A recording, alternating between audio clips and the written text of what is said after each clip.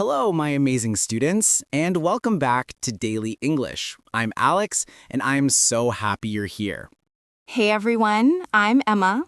It's always such a joy to have you with us. Whether you're listening while cooking, walking, or just relaxing with a cup of tea, today's episode is one you really don't want to miss.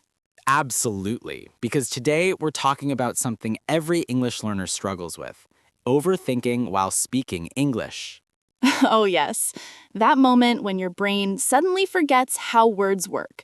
You know what you want to say, but you start second-guessing everything. Exactly. It's like your thoughts are ready to go, but your mouth is like, not today. So true. Maybe you've been in that situation where someone asks you a simple question, like, "What would you like to drink?" And suddenly your brain freezes. You know the answer, but you can't decide if you should say, "I want" or "I'd like." And before you know it, you're just pointing at the menu, hoping they understand. We've all been there. Yes, that nervous feeling, the worry about making a mistake, it's so common. But today, we're going to help you get past that fear. Right. Today's lesson is all about learning how to stop overthinking and start speaking English naturally, with confidence, calm, and flow. So if you've ever thought, I know English, but I just can't speak it easily, this episode is for you. Let's start by understanding why we overthink in the first place. Most of the time, it's because we care. We want to sound good. We want to be correct. Exactly. It comes from a good place, the desire to do things right. But when we care too much, we end up silencing ourselves. I've seen it so often. A student knows exactly what to say, but their brain starts asking, is it go or went? Should I say yesterday first or last? And while you're busy thinking, the moment passes, someone else answers, and you're left there thinking, I knew that. I've been there too. When I was learning French, I would rehearse every word in my head before speaking. By the time I was ready, the conversation had already moved on. Yes, and that's exactly what happens to English learners. But here's the truth. You don't have to be perfect to speak confidently. In fact, perfection is your biggest enemy. If you wait for the perfect sentence, you might never speak at all. Right.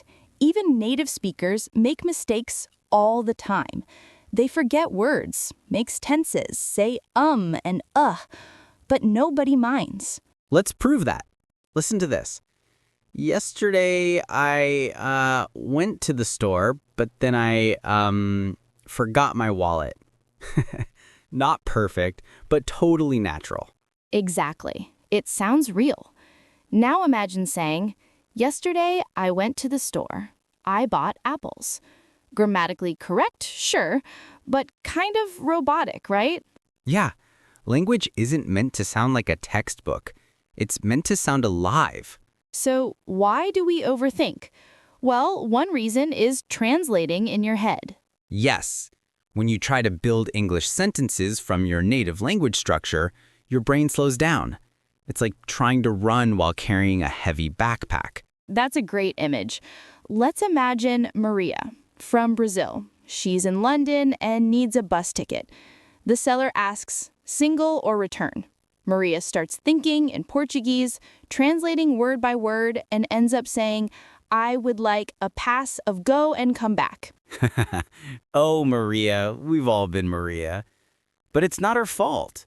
She's thinking in two languages at once. Right. So the first step to speaking naturally is to stop translating and start thinking directly in English. Try this little exercise. Look around you and name everything you see in English. Cup, chair, phone, window. Simple, short, direct. Or tell yourself tiny stories. The boy runs. He is happy. He eats ice cream. It might sound childish, but it's powerful brain training. Exactly.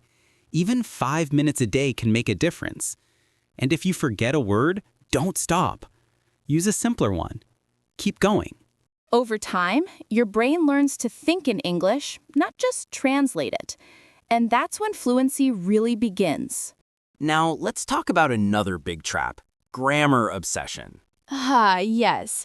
The did I use the right tense moment? Exactly. Let's imagine Ahmed from Egypt. He's at a cafe with new colleagues, and someone asks, "How was your weekend?" Suddenly, his brain goes into panic mode. Should I say, "I went," or "I have gone"? Oh no, I can already feel the pressure. Right? And instead of answering naturally, he whispers, I have gone to park.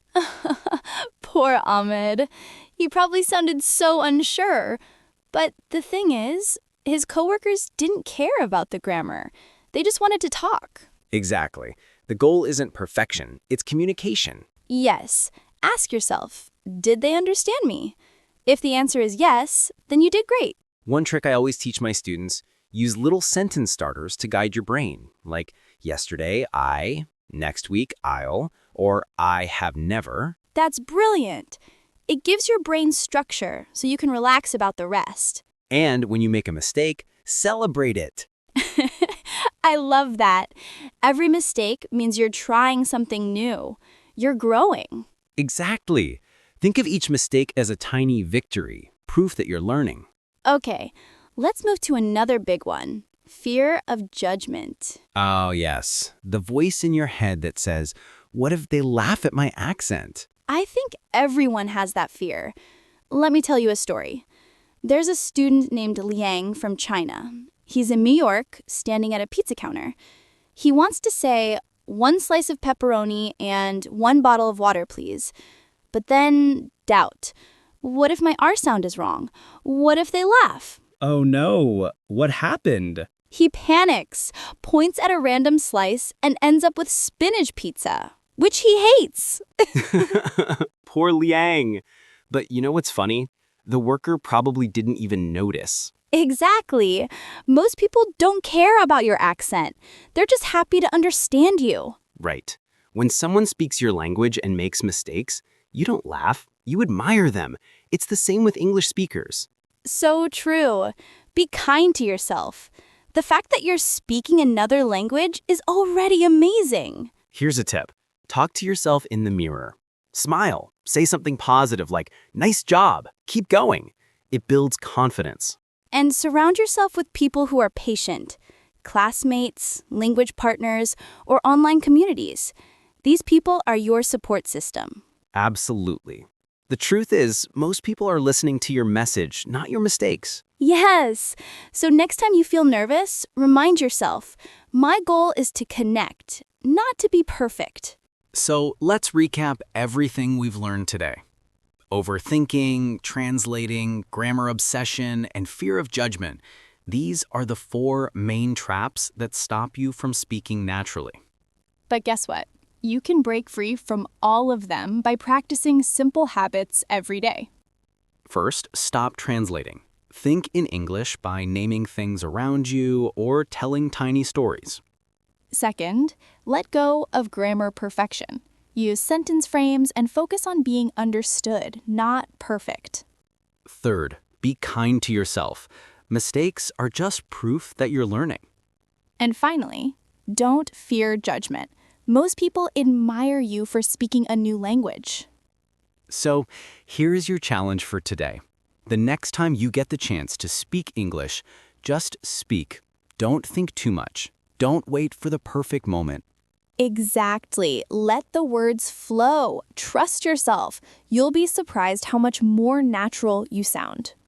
Because fluency doesn't come before speaking. You become fluent by speaking. Yes, every sentence you say builds your confidence. Every conversation brings you closer to fluency. So keep speaking, keep smiling, and remember, your English doesn't need to be perfect to be beautiful. That's such a lovely thought, Alex. And I think it's the perfect way to end today's lesson. Absolutely. My amazing students, thank you for spending this time with us today. We're so proud of your progress. If you enjoyed today's episode, don't forget to subscribe, leave us a comment, and share this lesson with your friends. Yes, we'd love to hear about your own experiences, times when you overthought while speaking English, and how you overcame it. Until next time, keep learning, keep growing, and most importantly, keep speaking. See you soon, my friends. Bye-bye, everyone. And remember, you've got this.